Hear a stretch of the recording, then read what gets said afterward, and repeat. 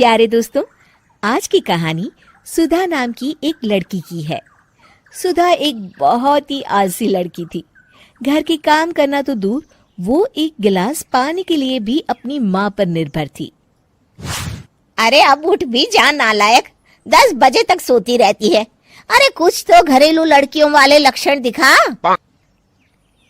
सोने दो ना माँ, क्यों परेशान कर रही हो?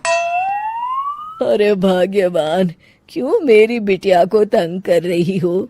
सोने भी दो इसे। लो, बाप बेटी दोनों एक जैसे हैं। देख लेना, आपकी ये लाडली ससुराल जाके हमारी नाक कटाएगी। मैं कहती हूँ अब भी वक्त है, अपनी ये आदतें सुधार ले, वरना ससुराल में तेरी सास कान खींच कर तुझे सीधा करेगी।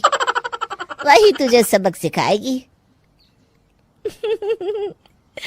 दुनिया में आज तक कोई ऐसी सास पैदा नहीं हुई माँ, जो सुधा चोपड़ा को सबक सिखा सके। लेकिन होनी को कुछ और ही मंजूर था।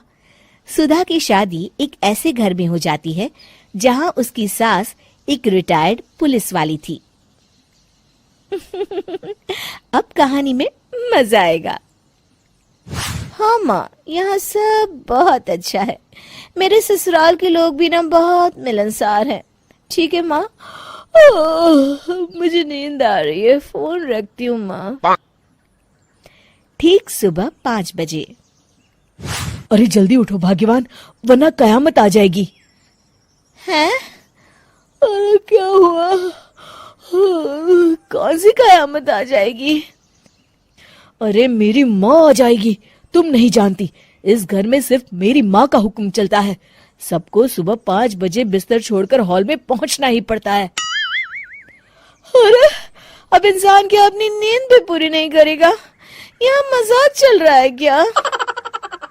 तभी वहां सुधा की सास आ जाती है। अटेंशन!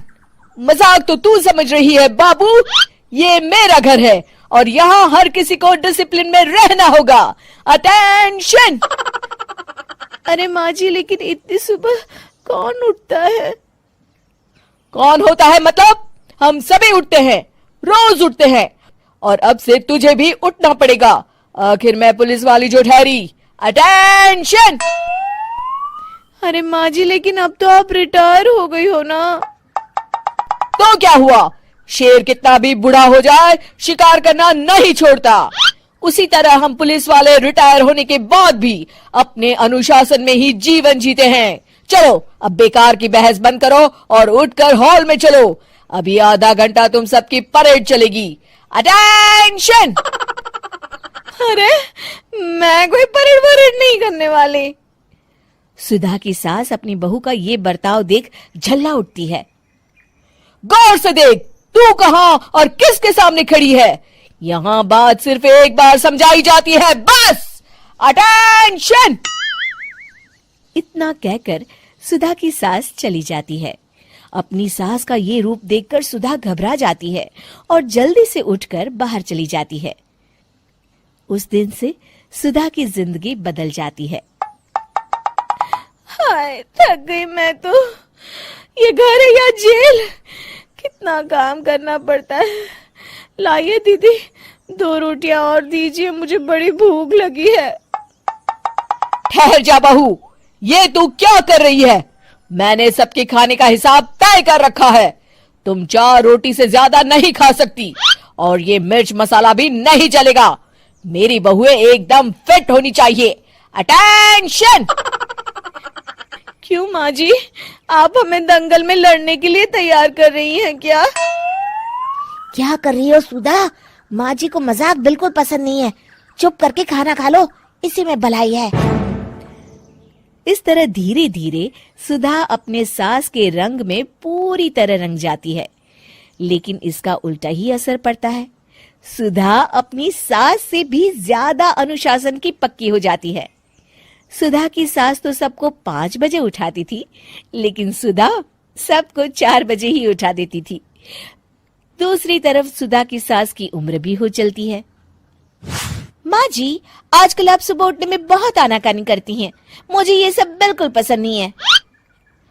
अरे बहू, मैं तेरे हाथ जोड़ती हूँ, भगवान के लिए अब मुझे छोड़ दे। इतने सवेरे उठना और कसरत करना अब मेरे बस की बात नहीं है। माँ जी, आप मैदान छोड़ के भाग रही हैं। आप तो पुलिस वाली हैं। अटेंशन! अरे अब कहाँ की पुलिस वाली, अब तो मैं रिटायर हो चुकी हूँ।